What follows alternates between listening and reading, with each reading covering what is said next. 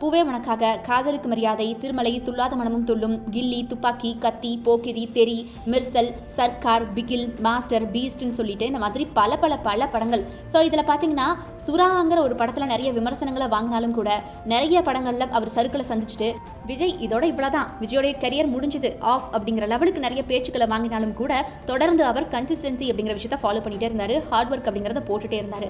So Vijay அப்படின்னு சொன்னாலே அதுக்கு ஈக்குவலாக பார்த்தீங்கன்னா எல்லாரும் உழைப்பு, தன்னம்பிக்கை, விடாமுயற்சி அப்படின்னு தான் சொல்லுவாங்க. எந்த பத்திரிகை இதெல்லாம் ஒரு மூஞ்சியா, இதுக்கெல்லாம் காசு கொடுத்து பார்க்கணுமா அப்படின்னு சொல்லிச்சோ அந்த பத்திரிகை விஜயோடைய நேரத்துக்காக, விஜயோடைய ஒரு போஸ்ட் ஸ்டில்லுக்காக மணிக்கணக்காக காத்திருந்தாங்க விஜய் வீட்டு வாசல்ல. ஸோ இது குறிப்பிட வேண்டிய விஷயம். நாம செம்மையா வாழ்ந்து காட்டுறது தான் நம்ம வாழவே கூடாதுன்னு நினைக்கிறவங்களுக்கு நாம கொடுக்குற பெரிய தண்டனை.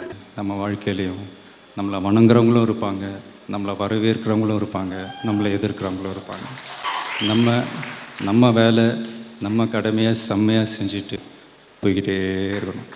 இந்த படங்கள்ல எல்லாத்துலயுமே பாக்ஸ் ஆஃபீஸ் ஹிட் கொடுத்தாரு, நல்ல வரவேற்பை வாங்கினாரு.